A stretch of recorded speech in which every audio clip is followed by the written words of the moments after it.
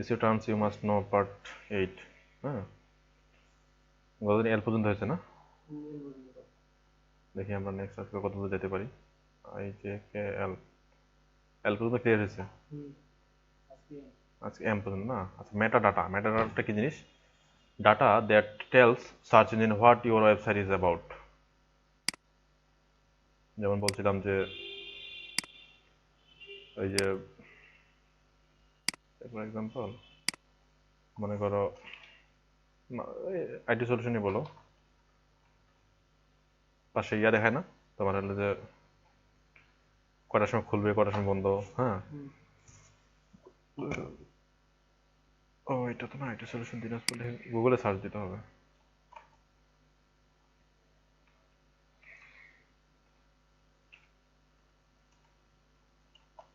IT solution Dinajpur গুগলে search, এই জিনিসটা, এইটা হচ্ছে মেটা ডাটা। ঠিক আছে, এটা হচ্ছে মেটা ডাটা। মানে তোমার এখানে আসলে সুবিধা কি জানো? সুবিধা হলো যে আমি আমার মতো করে তোমাকে দেখা দিতে পারছি বিষয়গুলো। হ্যাঁ, ওখানে কিন্তু ওই মাউস টাউস নিয়ে যায় না তো, এই মানে টাচ করতে ভালো লাগে না। ঠিক আছে, তো এই হলো বিষয়। ওই দেখো স্লাইড শেয়ারে তারা কিন্তু একটা ইয়ে দিচ্ছে, লিঙ্কডইনে একটা আমি লিঙ্কডইন অ্যাকাউন্টে আমি ক্রিয়েট করে দিয়েছি। আর এখানে স্লাইড শেয়ারে তারা একটা স্লাইড দিয়েছে তাদের কোম্পানি রিলেটেড, সেখানে একটা ব্যাকলিঙ্ক পেয়েছে, খুব স্ট্রং কিন্তু। ঠিক আছে, স্লাইড শেয়ারটা হচ্ছে তোমার একটা পাওয়ার পয়েন্ট স্লাইড তৈরি করতে হবে, করে এখানে আপলোড দিবা, দিলে অ্যাপ্রুভ হয়ে যাবে, হলে তখন ব্যাকলিঙ্ক পাবো। স্ট্রং কিন্তু, অনেক স্ট্রং স্লাইড শেয়ার, কিন্তু অনেক বেশি হাই অথরিটির একটা সাইট। আচ্ছা, ওইটা হচ্ছে মেটা ডাটা। বুঝলো তো মেটা ডাটা কি জিনিস? মানে ওইটা কিন্তু ওই যে ইয়া থেকে গুগল ওয়েবমাস্টার টুল থেকে ঠিক করে দিতে হয়, একটা ভিডিও দিছিলাম। ঠিক আছে, আচ্ছা, meta description, a brief description of few words, কত 160 ক্যারেক্টার। মেটা ডিসক্রিপশন কত ক্যারেক্টার? 160 ক্যারেক্টারের মধ্যে। সাধারণত আমরা বুঝি মেটাটার ডিসক্রিপশন কি জিনিস। আচ্ছা, মেটা কিওয়ার্ড, মেটা কিওয়ার্ড কিন্তু এখন আর গুগল কাজ করে না, তোমরা জানো? গুগলের মেটা কিওয়ার্ড এখন কাউন্ট করে না। আগে মেটা টাইটেল, মেটা ডিসক্রিপশন, মেটা কিওয়ার্ড দেওয়া লাগতো, বাট এখন তোমার হচ্ছে মেটা কিওয়ার্ডটা আর কাজ করে না। হ্যাঁ, ওই যে মেটা ডিসক্রিপশনের মতো মেটা কিওয়ার্ড, মানে ওই পেজের এখানে মেটা কিওয়ার্ড আগে সিলেক্ট করে দেওয়া লাগতো, এই পেজটা এই বা এই সাইটটা এই কয়টা কিওয়ার্ডের জন্য র্যাঙ্ক করাবে। ঠিক আছে, তো ওইটা আগে মানে মানুষ এমন স্পামিং শুরু করছে ওইটা মানে শত শত কিওয়ার্ড বসাই দিত রিলেটেড, ওই জন্য এটা বন্ধ করে দিছে। ঠিক আছে, এটা কিওয়ার্ডটা নেই না। হ্যাঁ, আর মানে রেকর্ড মানে গুগলের র্যাঙ্কের ক্ষেত্রে কোনো ভ্যালু নেই আর কি। A previously used by Google search engine in 90s and early 2000 to help determine what a web pages was about. 90 এবং 2000 সালের দিকে help determine what the page is about. পেজটা কি সম্বন্ধে, meta keyword tags in no longer used by an major search engine. Major search ইঞ্জিনগুলো আবার ওই তোমার এই মেটা কিওয়ার্ড ট্যাগটাকে ইউজ করে না। ঠিক আছে, আচ্ছা বাদ দাও।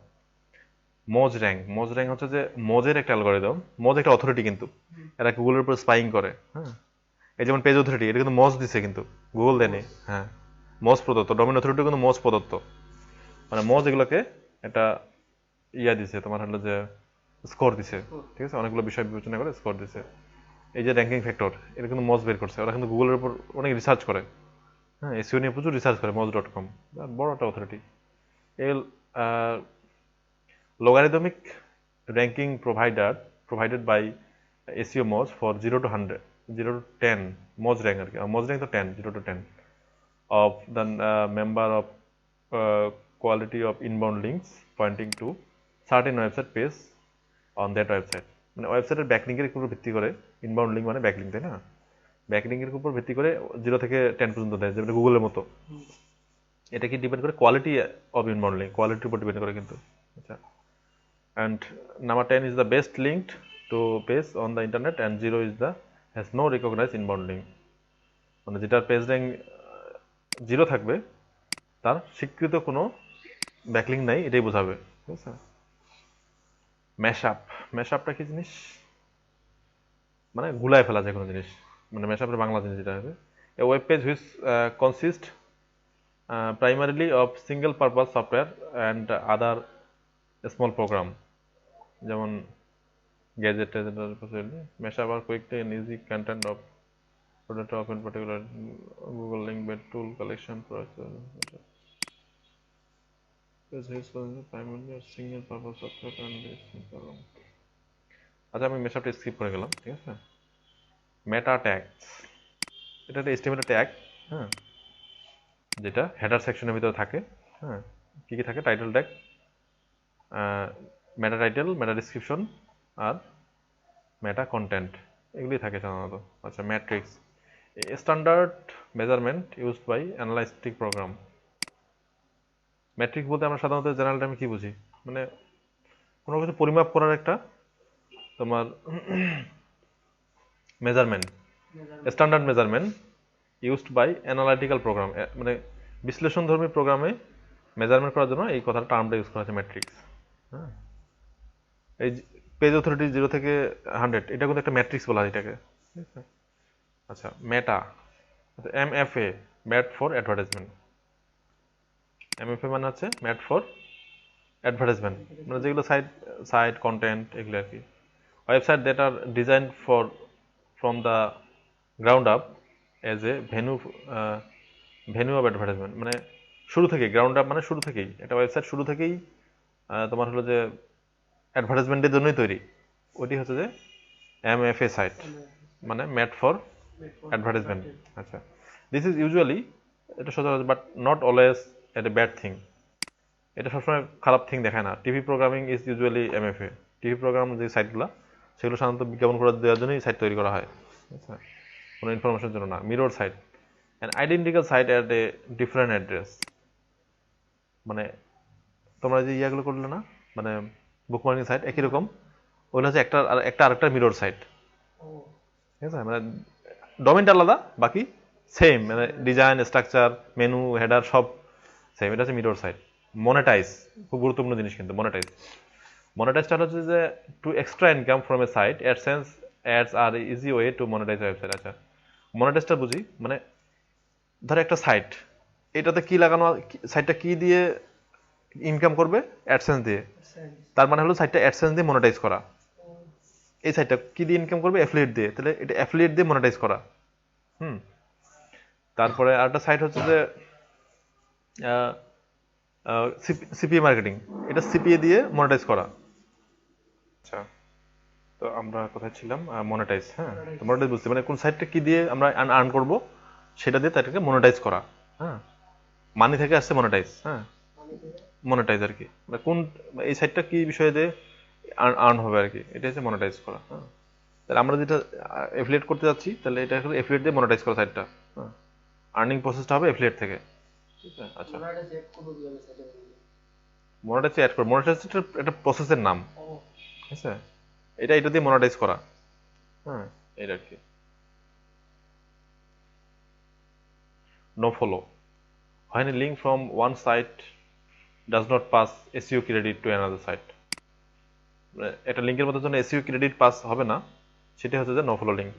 Just Google, you do not use no follow when linking internal link page in your website। Internal পেজের মধ্যে যখন আমরা লিঙ্ক করবো, অবশ্যই নো ফলো দেওয়া যাবে না, ডু ফলো দিতে হবে। কারণ একটা ইন্টারনাল লিঙ্ক কিন্তু একটা ডু ফলো ব্যাকলিঙ্ক হিসেবে কাউন্ট করে, এবং স্ট্রং ব্যাকলিঙ্ক। হ্যাঁ, যখন আউটবাউন্ড লিঙ্ক দেবো তখন নো ফলো দিতে পারি আমরা, ঠিক আছে। 5টা লিঙ্ক দিলাম, একটা হাই অথরিটি সাইটকে ডু ফলো লিঙ্ক দিলাম, বাকিগুলোকে নো ফলো করে দিলাম, ঠিক আছে। এমন হতে পারে যে রিসোর্সের খাতিরে প্রচুর লিঙ্ক দিতে হচ্ছে। সে ফর এক্সাম্পল, আমরা একটা ব্লগ তৈরি করলাম, ব্লগে আমি 100টা ডিরেক্টরি লিস্ট দিলাম, তো ডিরেক্টরি সবগুলো ডু ফলো দিব, সবগুলো নো ফলো লিস্ট করে দিতে হবে। সবগুলো ডু ফলো দিলে তো সাইট মানে ব্যান করে দিবে, ঠিক আছে। হয়তো 1টা 2টা লিঙ্ক ডু ফলো করে দিলাম, বাকিগুলো সবগুলোকে নো ফলো করে দিলাম, এরকম বিষয়টা। A common found in either head section in the page within, just আমরা লিঙ্কের কাছে যাই, রাইট মাউস ক্লিক করে যেখানে লিঙ্কটা পাই, সেখানে রাইট মাউস ক্লিক করে ইন্সপেক্ট এলিমেন্ট করলেই লিঙ্কটা নো ফলো না ডু ফলো দেখতে পাবো, ঠিক আছে। এখানে বিষয়টা বলে রাখি, সেটা হচ্ছে যেটা যেখানে নো ফলো ট্যাগ থাকবে সেটা হচ্ছে নো ফলো লিঙ্ক, আর নো ফলো ট্যাগ না থাকলে ডু ফলো লিঙ্ক। এটা natural search result. Natural search result কি জিনিস? স্পেসিফিক কিওয়ার্ড দিয়ে সার্চ দিয়ে গুগলে যেটা রেজাল্ট আসবে, ওটি হচ্ছে ন্যাচারাল সার্চ রেজাল্ট। তো search engine result which are not sponsored, মানে পেড এসইও না করে ন্যাচারালি যেটা আসবে সেটা হচ্ছে or paid for any way. আচ্ছা, নো ফলো নো ইন্ডেক্স, সেটা কি জিনিস? A common found in either the head section of the web page or within individual link code which instruct robot or no index the to no index the page on the specifically a format of link column। আচ্ছা, এখানে ওই যে robot টিএক্সটিতে আমরা হলো যে সাধারণত এটা করি যে নো ইন্ডেক্স নো ফলো, হ্যাঁ, আমরা করে দিই বা দেখি, ঠিক আছে, ওটা ওখান থেকে করে দেওয়া থাকে, মানে ওয়ার্ডপ্রেসেও সেট করে দেওয়া যায়, ইন্ডেক্সও করবে না মানে ফলো করবে না, ঠিক আছে, এরকম যে লিঙ্কগুলো আমরা দিব, ব্যাক লিঙ্কগুলো দিব যেন ইন্ডেক্স এখানে না হয়, ঠিক আছে, এটা হচ্ছে নো ইন্ডেক্স নো ফলো। বিষয়টা ক্লিয়ার হলো তোমাদের কাছে? আমি একটু ক্লিয়ার করি। সেটা হলো যে প্রথমত আমরা আমাদের ব্লকে যেগুলা যারা ব্যাকলিঙ্ক নেবে তাদেরকে আমরা কি করব, নো ফলো লিঙ্ক করে দিব। আচ্ছা, নো ফলো করে দিলাম এবং নো ইন্ডেক্স ট্যাগটা যদি ইউজ করি তাহলে আমাদের সাইটে যদি তাদের যেটা ব্যাকলিঙ্ক হলো সেটা ইন্ডেক্সও করবে না। আচ্ছা, আমরা ইন্ডেক্স পেজ দেখেন গুগলে, আমরা এসইও কোয়াকে দেখি যে গুগলে ইন্ডেক্স পেজ 152টা, তার মানে 152টা ওয়েবসাইটে এই পেজটা ইন্ডেক্স হয়েছে ব্যাকলিঙ্ক হিসাবে। হ্যাঁ, এটা হচ্ছে বিষয়। যার ইন্ডেক্স পেজ বেশি ব্যাকলিঙ্কও বেশি। হ্যাঁ, ব্যাকলিঙ্ক হলে শুধু পেজ ইন্ডেক্স হবে তা কিন্তু না, কিন্তু মানে আমরা যে বুকমার্কিং করি ওখানে একটা ব্যাকলিঙ্ক পাচ্ছি, একটা পেজও ইন্ডেক্স হচ্ছে এখানে, ঠিক আছে, এইটা বিষয়। নন রেসিপ্রোকাল লিঙ্ক মানে রেসিপ্রোকাল লিঙ্কের উল্টাটা। হ্যাঁ, নন রেসিপ্রোকাল লিঙ্ক মানে শুধু ইনকামিং, মানে ওয়ান ওয়ে লিঙ্ক আর কি, শুধু একজনই লিঙ্ক দিবে আরেকজন লিঙ্ক দিবে না। এটা নেগেটিভ কিওয়ার্ড কিন্তু খুব গুরুত্বপূর্ণ জিনিস, এটা দিয়ে শেষ করবো। a term specified by an advertiser telling Google, আমরা অ্যাডওয়ার্ডসে দেখছি না নেগেটিভ কিওয়ার্ড একটা অপশন আছে। আচ্ছা, AdWords that they do not want their ad to appear when someone Google that terms. আচ্ছা, for example, if you add the negative keyword Nike to ad your running shows, uh, the ad will not display if a person search upon the term Nike running shoes.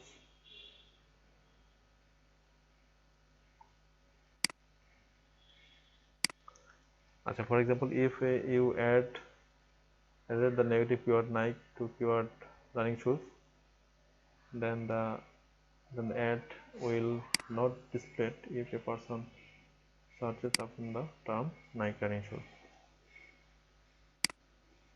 মানে হলো তুমি যদি negative keyword add করে দাও এখানে, হ্যাঁ, এটা একটু জটিল লাগতেছে আমার কাছে বিষয়টা, আর একটু ক্লিয়ার হওয়া লাগবে। A term specified by an advertising telling Google AdWords that they do not want their ads to appear when someone Googles that term. For example, if you added the negative keyword Nike to the keyword running shoes is Nike, then the ad will not be displayed if a person searches upon the term Nike running shoes. আচ্ছা, মানে এটা আসলে পুরোটাই অ্যাডভার্টাইজমেন্টের বিষয় আর কি। হ্যাঁ, negative কিওয়ার্ডটা অ্যাডভার্টাইজারদের বিষয়, মানে গুগলে পেইড এসইও দেওয়ার বিষয়। সেটা কি, ধরো আমি রানিং শুজ নিয়ে একটা করলাম, মানে না, রানিং শুজ কিওয়ার্ড দিয়ে আমি একটা সাইট অপটিমাইজ করালাম, ওটা আমি অ্যাফিলিয়েট করব। কিন্তু রানিং শুজ দিয়ে তো অনেক বড় বড় ব্র্যান্ড আছে, Nike running shoes, Panther running shoes বা জাগুয়ার রানিং শুজ, ওদের বড় বড় ব্র্যান্ড আছে না, বাটা রানিং শুজ। তাহলে আমাকে মানে ওই কিওয়ার্ডগুলোতে সার্চ দিলে যেন আমি যদি তাহলে নেগেটিভ কিওয়ার্ড হিসেবে সিলেক্ট করে দিতে নাইক, জাগুয়ার, বাটা, অ্যাপেক্স, এগুলা অ্যাপেক্স রানিং শুজ, যদি তাহলে ওই কিওয়ার্ডগুলো ব্র্যান্ডগুলো যদি আমি সিলেক্ট করে দিই তাহলে কিন্তু ওইগুলো আসবে না। হ্যাঁ, কেউ যদি নাইক রানিং শুজ দিয়ে মানে রানিং শুজ দিয়ে সার্চ দেয় তাহলে নাইক রানিং শুজ ওই কিওয়ার্ডটা দেখাবে না, ঠিক আছে, এরকম আর কি বিষয়টা। হ্যাঁ, একটু কমপ্লেক্স বিষয়টা, এটা অ্যাডভার্টাইজারদের বিষয়, মানে যারা গুগলে পেইড এসইও করবে তাদের বিষয়। মানে আমার তো নিশ আলাদা, মানে ওই নাইক রানিং শুজে তাহলে নাইক রানিং শুজ যেন না আসে, কারণ আমি তো নাইকের সাথে পারবো না। হ্যাঁ, ওইটা তো নেগেটিভ কিওয়ার্ড হিসেবে করে দিচ্ছে, ঠিক আছে। তো আজকে এই পর্যন্তই, নামাজ পড়বো।